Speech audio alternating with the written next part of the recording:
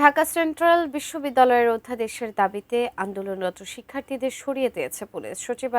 সচিবালয়ের সামনে সড়কে যান চলাচল স্বাভাবিক হয়েছে, তবে শিক্ষার্থীরা পাশেই অবস্থান করছেন। সেখানে আছেন সহকর্মী সাব্বির আহমেদ, সরাসরি যুক্ত হচ্ছে সেখানে।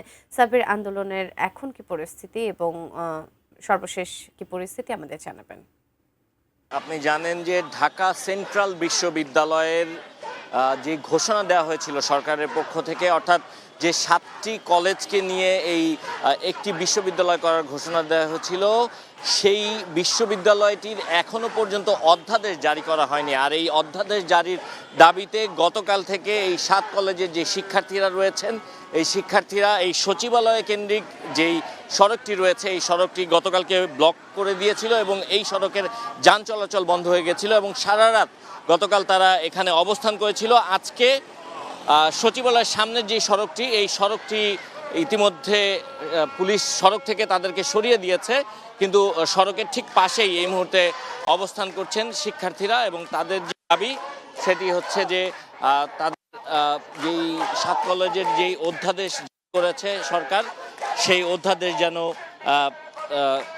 দ্রুততম সময়ের মধ্যে সেই অধ্যাদেশ যেন বাস্তবায়ন করা হয়, এই জন্যই তাদের এই অবস্থান। এবং তারা যেটি বলছেন যে তাদের দাবি আদায় না হওয়া পর্যন্ত তারা এখান থেকে সরবেন না। আমরা একটু কথা বলতে চাই এখানকার যারা শিক্ষার্থী রয়েছে। আচ্ছা, অধ্যাদেশ জারি হয়েছে, আপনাদের 24-25 শিক্ষাবর্ষে শিক্ষার্থীরাও ভর্তি হয়েছে, আপনারা কি আসলে এখন মানে কোনো অভিভাবকহীন কিনা? আসলে আপনি যেটা বললেন যে অধ্যাদেশ জারি হয়েছে, আসলে এটা অধ্যাদেশ জারি হয়নি, মানে জি রাইট, অধ্যাদেশ জারি হয়নি, অধ্যাদেশের সিদ্ধান্ত নেওয়া হয়েছে। তো অধ্যাদেশ জারি হওয়ার পূর্বেই আমাদের ঢাকা সেন্ট্রাল ইউনিভার্সিটির নামে একটা সেশনকে ভর্তি করানো হয়েছে, 24-25 সেশন, এবং সেই সেশনের ভর্তি কার্যক্রম সম্পূর্ণ করা হয়েছে, কিন্তু তাদেরকে ক্লাসে ফেরানো হচ্ছে না। কারণ তাদেরকে বলা হচ্ছে আমাদের প্রাণপ্রিয় শিক্ষকদের পক্ষ থেকে যে তোমরা আমাদের শিক্ষার্থী নও। যদিও মন্ত্রণালয় তাদেরকে চিঠি পাঠিয়েছে, তারপরে তারা মন্ত্রণালয়ের যেই চিঠি, সেই চিঠিকে অবজ্ঞা করে শিক্ষার্থীদেরকে বলছে তোমরা আমাদের শিক্ষার্থী নও, তোমাদেরকে আমরা ক্লাস করাবো না। আমরা মূলত অধ্যাদেশের কারণেই অভিভাবকহীনতায় ভুগছি, আর অধ্যাদেশের কারণেই আমাদের যে সমস্যাগুলো, সেই সমস্যাগুলো আরও তীব্র হয়ে বেড়ে উঠছে। আচ্ছা আপু, একটা বিষয় আমরা দেখছি যে আপনাদের শিক্ষার্থীদের মধ্যে অনেকেই আসছেন, আবার অনেকেই আবার এইটার বিপক্ষে অবস্থান নিচ্ছেন। আসলে আপনাদের যৌক্তিকতাটা কত?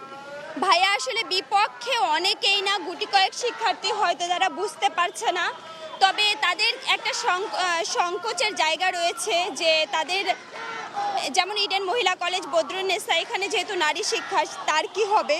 তো ওই ধোঁয়াশার জায়গা থেকে শিক্ষার্থীরা দ্বিমত পোষণ করছে, তবে তারা সেন্ট্রালের বিপক্ষে না, বা তারা যে বিশ্ববিদ্যালয় হোক এটা চায় না এমন না। আমাদের সকল, আপনারা দেখেছেন আসলে এখানে শিক্ষার্থী ম্যান্ডেট রয়েছে, অসংখ্য পরিমাণ শিক্ষার্থীরা এখান থেকে মুক্তি পেতে চায়, অফলাইন অনলাইন। বিপক্ষে যে ইন্টারের শিক্ষার্থীরা লিপ্ত হচ্ছে, তারাও জানে যে মন্ত্রণালয় থেকে তাদের বিষয়টি স্পষ্ট করে উল্লেখ করা হয়েছে, ইভেন খসড়ায়ও তাদের বিষয়টি উল্লেখ রয়েছে। তারপরও তারা আসলে একটা মব ক্রিয়েট করতে চাচ্ছে, যেটা তারা আমাদের যারা রয়েছেন কলেজ প্রশাসন, তাদের মাধ্যমেই তারা এই ইন্ধনটা পাচ্ছে। এ বিষয়ে সকলের কাছে পরিষ্কার হয়ে গিয়েছে। তারা মানে আসলে আমাদের সেন্ট্রাল ইউনিভার্সিটির অধ্যাদেশটা বাধাগ্রস্ত করার জন্যই এই পদক্ষেপ নিচ্ছে। এখানে আমি আর কি বলবো, আমি যেহেতু শিক্ষার্থী ম্যান্ডেট হয়ে কাজ করছি, আমিও একজন শিক্ষার্থী, শিক্ষার্থীরা যা চাইবে সেটাই হবে। শুনছিলেন তাদের আরও যে শিক্ষার্থীরা রয়েছেন, তারা পর্যায়ক্রমে আবারও এখানে এসে যুক্ত হবেন এবং তাদের যে অবস্থান, এই অবস্থান তারা কর্মসূচি চালিয়ে যাবেন যতক্ষণ না পর্যন্ত তাদের যে দাবি আদায় হচ্ছে, যতক্ষণ না পর্যন্ত এই ঢাকা সেন্ট্রাল বিশ্ববিদ্যালয়ের অধ্যাদেশ জারি হচ্ছে, ততক্ষণ পর্যন্ত তাদের এই অবস্থান থাকবে বলে তারা জানিয়েছেন। এই ছিল এই মুহূর্তে তাদের আন্দোলনের সবশেষ।